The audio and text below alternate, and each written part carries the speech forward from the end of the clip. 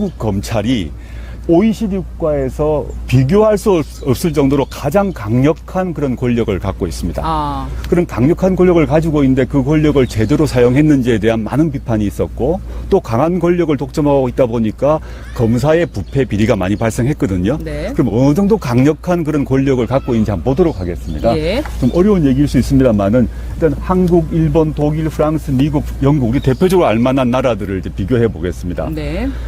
여기 보시면 검사의 권력이 요게 검사의 수사권, 기소권이 있는데, 예. 검사가 기소, 즉 공소를 제기하는 권한, 그런 힘을 갖는 것은 대부분 다 마찬가지입니다. 네네. 근데 요 차례차례 한번 보자면, 검사가 수사권 있는 경우는 우리나라가 있죠. 근데 일본도 있습니다. 독일도 있습니다. 그런데 아예 없는 나라도 있습니다. 미국, 영국은 아예 네. 없네요. 또 경찰에 대한 수사 지휘, 즉 검사는 자신의 수사권이 있을 뿐만 아니라 경찰을 지휘할 권한이 있는가에 대해서 한국은 있습니다. 네. 일본은 폐지된 바 있고요. 예. 물론 이제 다른 방식으로 지휘를 합니다만은 독일은 있고 또 없는 나라도 있습니다. 검사는 검사 말고 검찰청 안에 검찰 수사관이라고 그래서 몇천 명의 독자 수사 인력을 따로 가지고 있습니다. 없는 나라도 많습니다.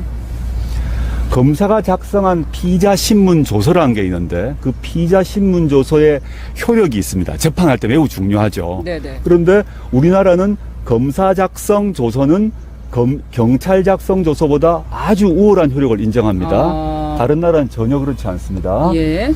그 다음에 영장 청구권. 한국은 헌법에 따라서 검찰만 영장 청구를 하게 됩니다. 다른 나라는 경찰도 청구를 할 수 있습니다. 예. 이것만 보더라도 한국 검사기관이 아주 크죠. 엄청나게 수사권을 강하게 가지고 있는 막강히 한국인 갖고 거를 있죠. 알 수가 있습니다. 또 기소 관련해서도 마찬가지입니다. 네. 이게 이제 기소 독점주의란 게 뭐냐면 오직 검사만이 기소를 할 수 있다는 것입니다. 이건 뒤에서 볼 공수처와 관련이 있는데요. 예. 공수처를 만들겠다는 얘기는 기소를 제기할 수 있는 기관을 별도로 하나 만들겠다는 것인데, 오늘 주제는 그게 아니니까 네. 좀 빼도록 하겠습니다. 그 다음에 기소 편의주의란 걸 뭐냐면 기소유예란 거 들어보셨을 것입니다. 예. 기소를 할 것인가 말 것인가의 결정도 검사가 할 수 있습니다.